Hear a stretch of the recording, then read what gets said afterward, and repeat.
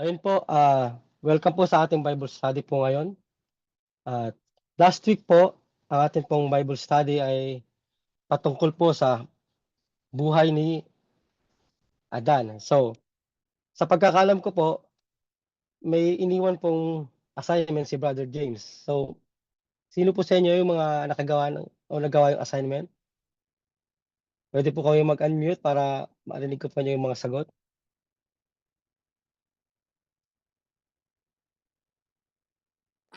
Pwede daw po kayo mag-unmute o kaya kahit dyan po sa chat box, pwede nyo pong i-ano kung ano po yung nagawa nyo pong assignment and yung pag-memorize ng verse.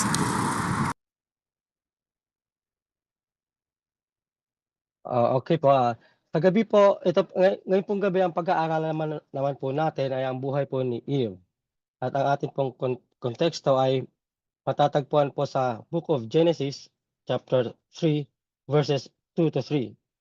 The woman said to the serpent, "We may eat fruit from the trees in the garden, but God did say, you must not eat fruit from the tree that is in the middle of the garden."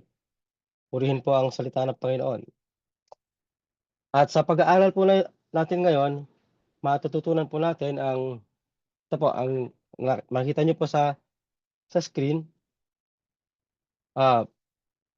maintindihan po natin yung God's purpose in creating Eve and explain how temptation works and discover how deception begins with doubting God's word and learn that God's grace is greater than human failure. At ang panghuli po, apply biblical principles to overcome temptation today. So, bago po tayo mag-umpisa, meron na po akong itatanong at sa tingin ko po karamihan naman po sa atin, kilala na po si Eve. So, ano po yung una nyong maiisip kapag nababanggit po yung pangalan ni Eve? Please po, mag-unmute po kayo para marinig ko po ang inyong mga salita. Inyong mga sagot po. Si Eve ang pasaway. Oh, pasaway. Oo. Ano pa po? Si Eve isang babae. Nilikhang babae. O, nilikhang babae. So, ano pa po yung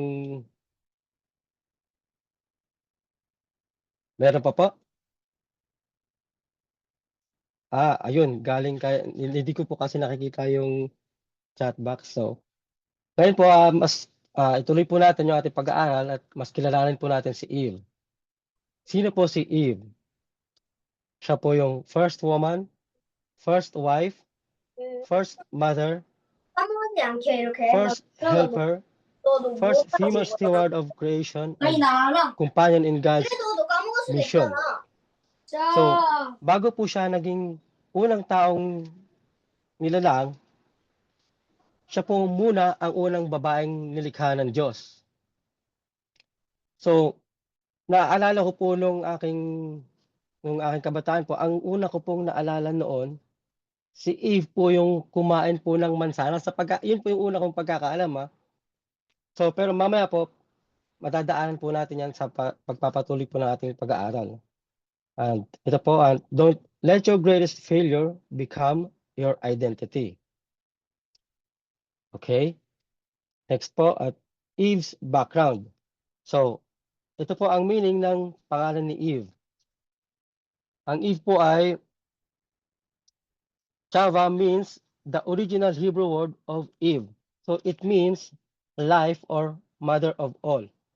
Siya po ay asawa ni Adan at ang kanilang pong mga anak ay si Cain, si Abel, si Seth, and other sons and daughters. Siya po ay helper and partner, caretaker of creation and mother. Okay po. Bakit po ba nilikha ng Panginoon si Eve? So ano po ba yung purpose? Siya po ay ginawa hindi lamang po para maging partner ni Adam. Ito po yung purpose. Makikita po natin sa ating screen na ang purpose po ni Eve ay a suitable helper, Adam's partner, a co-worker in God's mission, and a reflection of God's image.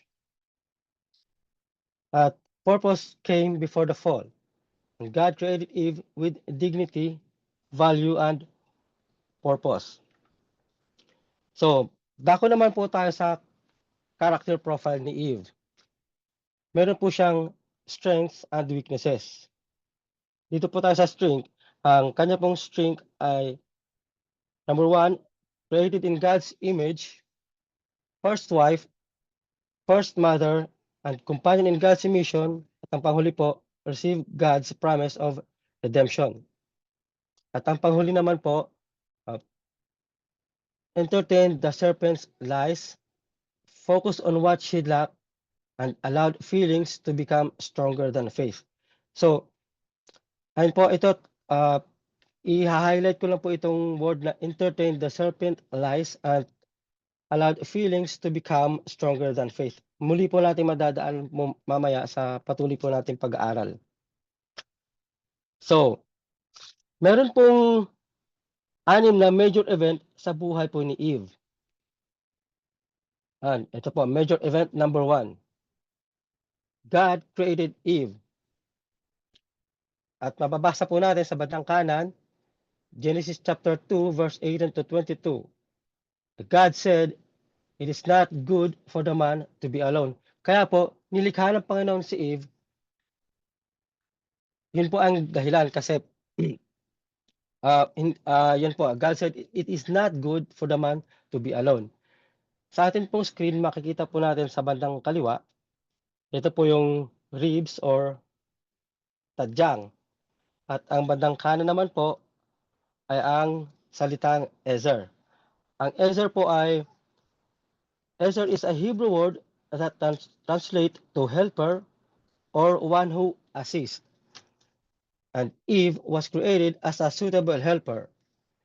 Ezer does not mean inferior. It is also used in Old Testament to describe God as our helper.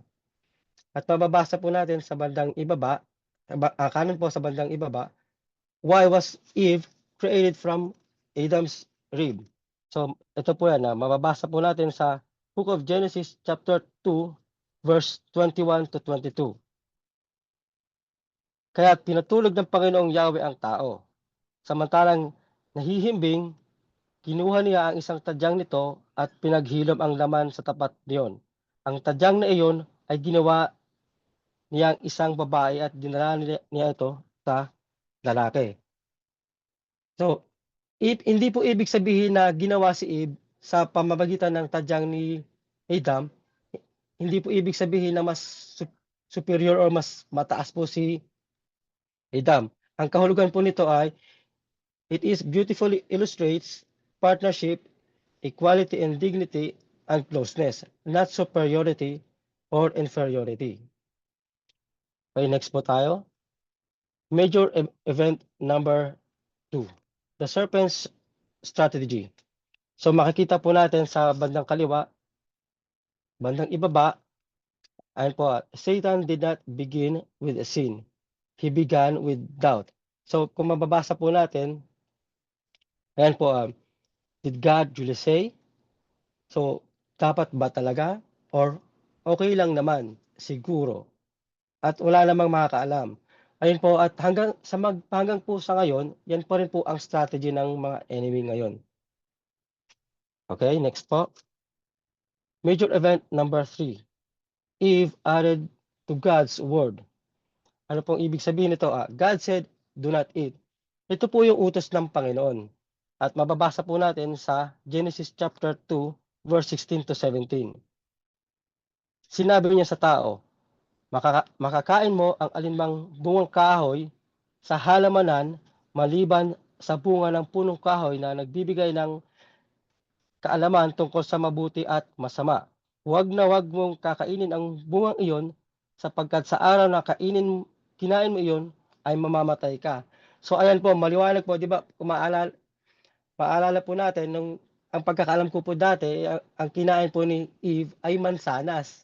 So dito po, malinaw pong sinabi na ito po ay bunga ng punong kahoy na nagbibigay ng kaalaman tungkol po sa mabuti at masama. At dito naman po, yung word na Eve said or even touch it. Mababasa po natin sa Genesis chapter 3 verse 2 to 3. Sumagot ang babae, "Maaari naming kainin ang anumang bunga sa halamanan. Huwag lamang ang bunga na nasa gitna niyon. Sinabi ng Diyos na huwag naming kainin ni hihipuin man ang bunga nito. Kung kami raw ay kakain nito, mamamatay kami." So, ito pong or even touch it, ito po yung kataga or word na idinagdag ni Eve na wala po sa original na utos ng Diyos. At ito po, dagdag na salita ni Eve is equal to distorted truth. At ang ibig pong sabihin, hindi lamang ang pagbabawas sa salita ng Diyos ang mali, kundi ang pagdaragdag dito kapag dinagdagan o ang sinabi ng Diyos, hindi na ito ang eksaktong salita ng Diyos. Ayan po, at ito po mababasa po natin bandang ibaba sa bandang kaliwa. Adding to God's word can be just as dangerous as taking away from it.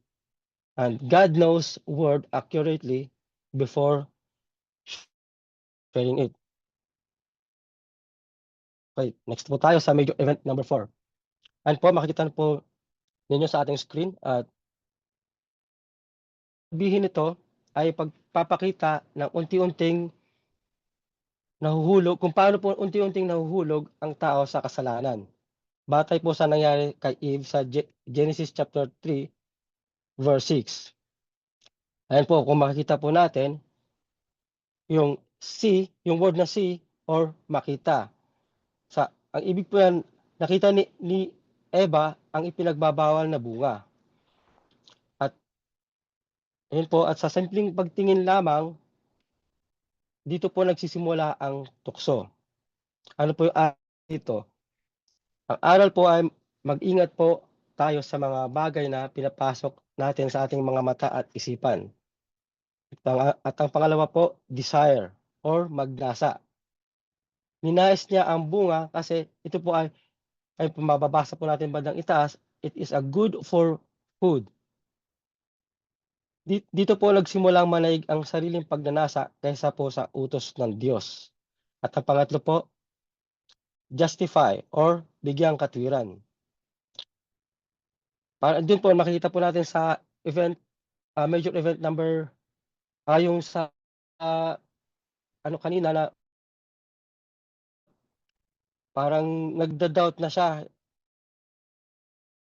Last niyang naghahanap ng dahilan para gawing tama ang mali. At ang apat po, take or kunin. Nang pinili na pong pitasin at kainin ang bunga, dito na po naging aktwal ang pagsuway. At ang panghuli po ay ang sin or ang kasalanan. Yan po ang resulta ng kasalanan at ang paglabag sa Diyos. Dahil dito po, pumasok ang kasalanan at ang epekto nito sa sangkatauhan. So, next po tayo. Major event number 5. The fall. Nagpakita ng epekto ng pagkakasala ni Eva at Adan. Ayan po, ang larawan po ay patak ng dugo sa tubig. Ito po ay sumisimbolo ng isang maling desisyon na nagdulot ng malawak na epekto. So kung mapapansin po natin, 'di ba kapag sa isang tubig po, natahimik yung tubig tapos naghulog po tayo ng bato, 'di ba meron po alon na lumalaki at patuloy po siyang lumalawak. So parang ganun po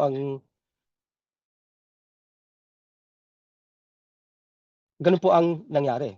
At yan po ang the action Eve and ate, the action Eve ate and then she gave some to Adam. Dito po nag-umpisa ang lahat. At pagkatapos po noon, pumasok po yung kasalanan.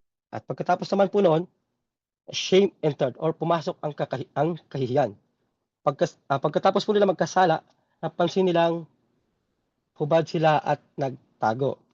Ito po ay matatagpuan sa Genesis chapter 3 verse 7. Namulat ang kanilang mga mata at nalaman nilang sila'y hubad. At number 4, fear entered.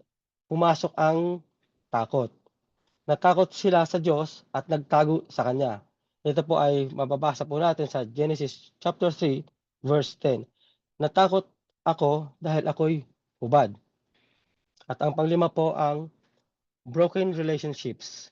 So hindi lamang po yung relasyon nila sa Panginoon ang nasira, kundi pati po ang relasyon nila sa isa't isa. Dahil sinisi po ni Adan si Eva at si Eva naman po, sinisi niya po yung ahas. At mula po noon ay nagkaroon ng alitan at sisihan. So at ang panghuli po, death entered. Dito po pumasok yung kamatayan. Ito po ang pinakamabigat na bunga ng kasalanan ay ang kamatayan. Ayan po at mababasa po natin bandang ibaba. One wrong decision can affect lives.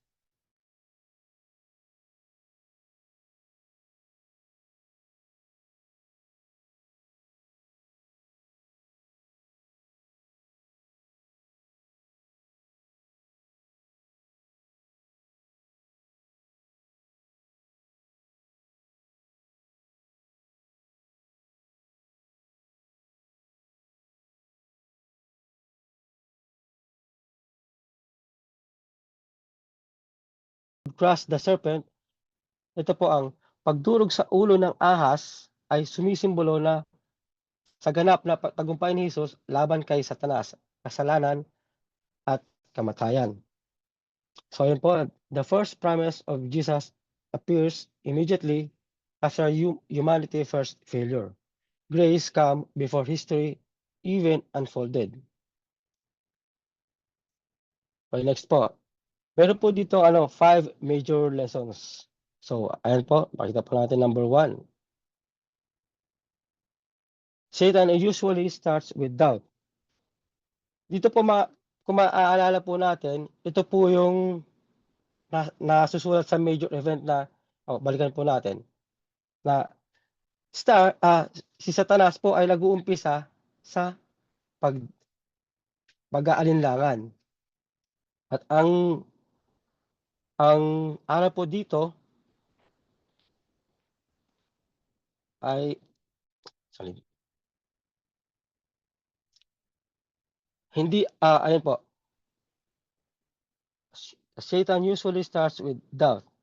Yan po ang sinabi po ng ahas na totoo bang sinabi ng Diyos or layunin niya ang pagdudahin si Eva sa salita ng Diyos. At ang pangalawa, trust God's word more than your feelings.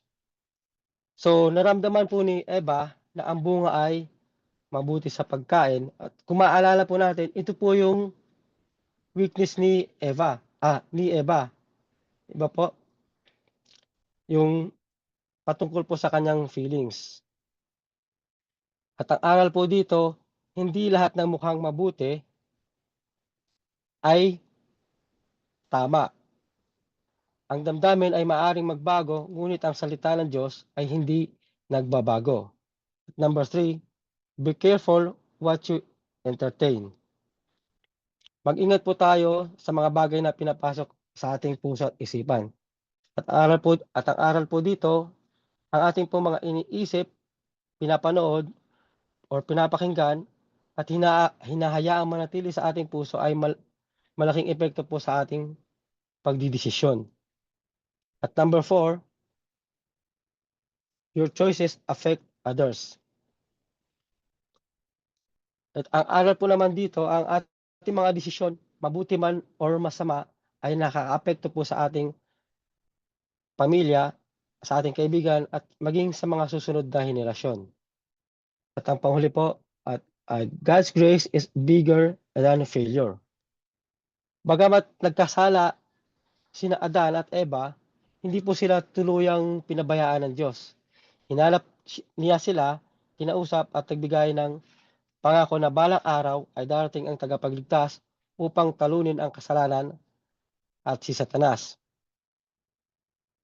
At ang aral po dito, Kapag tayo ay nagkasala, ngunit nagsisisi at lumalapit sa Diyos, may kapatawaran at bagong simula dahil po sa kanyang biyaya. Okay, next po. Ayan po, ito naman po yung sa kwento po, paghahambing po ng kwento ni Eve sa Old Testament at sa kabila naman po ang kwento ni Jesus at Mary sa New Testament. Through Eve, ito po ang tinatawag na Christ-centered insight. So, through Eve, sin entered human history. At kay Jesus at kay Maria, through the promise of offspring, Jesus defeated sin and Satan. Ang sumunod po yung Eve listened to the serpent. Si Eve po ay nakinig sa sinabi ng ahas at siya ang naging dahilan ng pagsuway ng utos ng Diyos. At kabaliktaran naman po ang kay Mary. Sa halip na makinig sa tukso, si Mary po ay nakinig sa mensahero ng Diyos, ang anghel na si at sumunod ng buong puso. At ang kanyang pong respond, may it be to me according to your word. At ano po ang panghuli? Jesus fulfilled God's promise of redemption. And next po. Ayan, makikita po natin sa ating screen leadership principles. So, Eve teaches us. So, pwede po nating i-screenshot para mas maunawaan po natin. At nakalagay po dyan, great influence comes with great responsibility. So, parang si Spider-Man lang pala, no? Ayun, pangalawa, God knows word accurately. And guard your thoughts before your actions. Pang-apat po, your decisions influence future generations. And when you fall, run to God's grace. Okay, next po. Ayun po, makikita po natin yung mga discussion. Mamaya po, tutulungan po tayo ni Pastora Jessa kung meron po kayong mga katanungan. Ayun po, kung makakausap mo si Eve, ano ang una mong itatanong? So, balikan po natin yan mamaya at magpatuloy po tayo. Ayun po. Critical thinking. Have you ever trusted your emotions more than God's word? Ayun po, dito po sa bandang kaliwa, sa puting triangle, nakasulat po yung truth, God's word, or ang katotohanan or ang salita ng Diyos ay nasa itaas at ang araw po ay nakaturo pababa patungo po sa emotions or feelings. Naman po nito,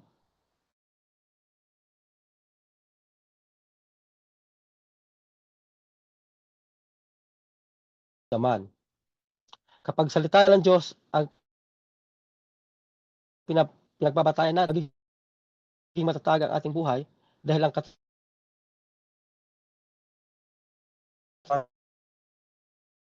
po yung pulang triangle na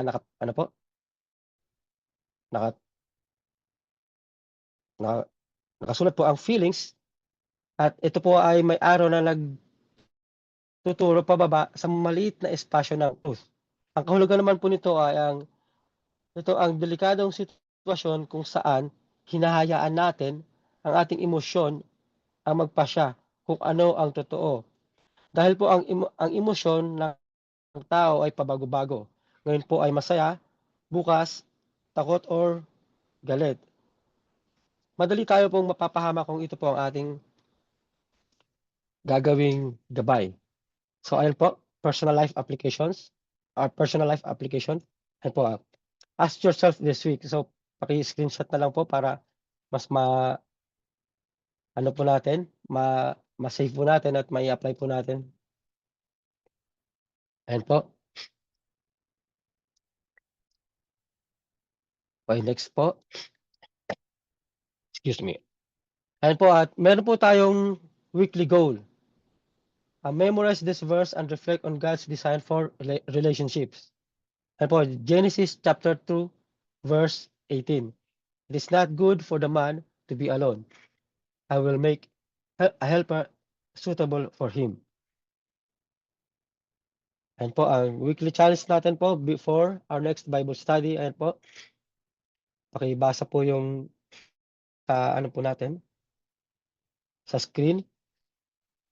Read po yung Genesis chapter 2 to 4 and list 3 ways Satan uses doubt today and memorize one verse against temptation. At pray daily for discernment to recognize truth and reject deception. So, ito po, final takeaways.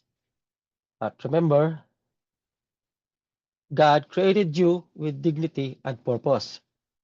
Number 2, temptation begins by questioning God's word.